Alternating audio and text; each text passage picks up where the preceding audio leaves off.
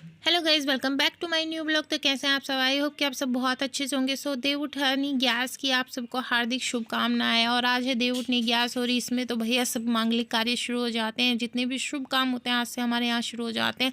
वो हम ये साल की सबसे बड़ी एकादशी मानी जाती है और आंवले का पूजन किया जाता है। तुलसी विवाह भी लोग इसे कहते। तो मैं लगी हूँ सुबह सुबह कपड़े धोने, क्योंकि आज वो एकादशी में कुछ चीज़ें हमारे घर में करने के रिवाज होते हैं, कुछ नहीं। तो आज काम कम था तो मुझे लगा कि कपड़े धो लेती हूँ। वैसे भी मैंने कल बेडशीट उतारी थी तो कल के कपड़े हाथ से नहीं धोए थे कि बेडशीट के साथ एक दिन के कपड़े भी धुल जाएंगे। जब मशीन लगानी है तो क्यों ना अच्छे से हो जाए, क्योंकि भैया जब मशीन जब तक लगाते नहीं लगता है थोड़े कपड़े, जैसे मशीन लगाओ ना दुनिया भर के कपड़े इधर उधर से निकल आते हैं। पता नहीं मेरे घर में ऐसा होता है या सभी के साथ ऐसे होता है। ऐसा लगता है जैसे पड़ोसियों के कपड़े भी हमारे घर ही आ गए हो। तो फटाफट से पानी का काम मैंने इस सबसे पहले निपटाया, क्योंकि 8:30 तक ही पानी आता है और मशीन लगेगी तो पानी की बहुत ज़्यादा खपत हो जाती है।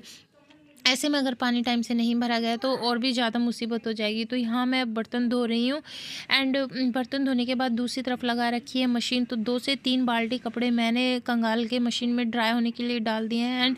एंड कुछ बड़े कपड़े हैं जो लगातार अभी भी धुल रहे हैं। तो कपड़े धुलने के बाद मशीन बीप दे रही है और मशीन में बीच बीच में जाके उनको भी कंगाल रही हूँ और काम भी कर रही हूँ।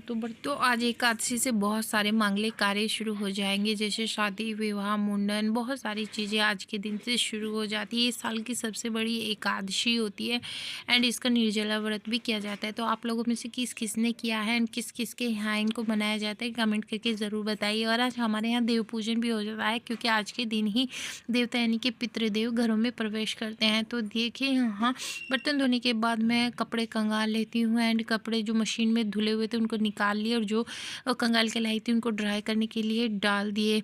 और ये आप देख सकते हैं 3 से 4 बाल्टी में कपड़े धो चुकी हूँ और अभी बहुत सारे कपड़े बाकी पड़े हैं जो मैं डालूंगी। तो ये सारे कपड़े डालने के बाद ये देखिए कितने सारे अभी बाकी पड़े हैं। गाइस पता नहीं जब मशीन लगाते हैं कहाँ कहाँ से कपड़े निकल आ जाते हैं।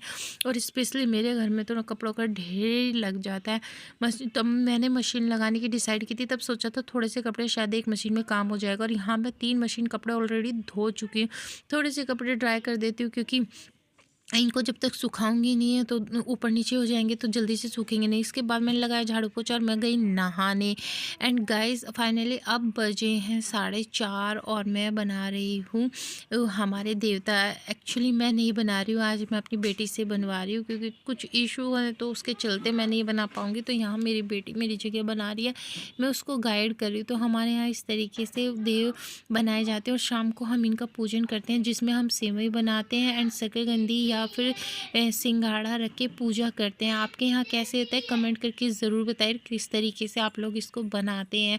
तो बेटी आज मेरी ये बना रही है तो भैया इसी बहाने वो भी कुछ सीख लेगी, क्योंकि मैं ये सारी चीज़ें करती हूँ और मुझे बहुत अच्छा लगता है ये सारी चीज़ें करना। इसी बहाने बच्चे भी सीख लेते हैं। तो आप लोगों को भी ये ज़रूर से करनी चाहिए, क्योंकि भैया ये होती है पीढ़ी की धरोहर। अगर हम ही नहीं करेंगे तो हमारी आगे आने वाली पीढ़ियाँ इन चीज़ों को कैसे जानेगी और वो कैसे अपने रीति रिवाज करेगी। अपने रीति रिवाज करने का ना एक अलग ही ये मज़ा और उत्साह होता है। तो देखिए जिगजैग यहाँ मेरी बेटी बना रही है और अब यहाँ बना कर रही है इसके अंदर एक सन।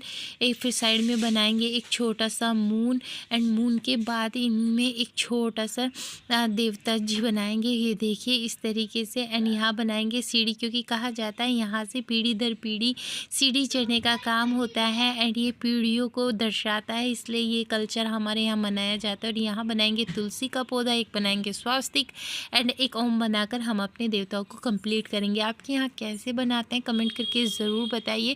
एंड कौन सा गीत आपके यहाँ गाया जाता है जब शाम को इनकी पूजा करते हैं? हमारे यहाँ तो बहुत अच्छे से गीत गाया जाता है। मैंने एक शॉर्ट में गीत बताया, आप वहाँ सुनिएगा, उसको देखिए। वीडियो पसंद आए तो वीडियो को लाइक कीजिए। और यहाँ मेरी बेटी ने देखो किस तरीके से अपने हाथ से इनको वो पैरों के निशान बनाए हैं। हम यहाँ पैर के हिसाब से बनाते हैं, जितने कैंडिडेट होते हैं उनके 2-2 पैर बनते हैं। और देखिए उनकी उंगलियाँ वगैरह बनाइए, फिर 4 पैर बनाएंगे गाय माता के। और इस तरीके से हम अपने देवताओं को कंप्लीट करते हैं और बहुत ही सुंदर सी ये पैर के पैर मेरी बेटी ने बनाया है, कमाल कर दिया। लग भी नहीं रहा कि उसने फर्स्ट टाइम बनाया, इतने अच्छे से उसने मेरी गाइड की हुई चीज़ों को सीखा और बनाया।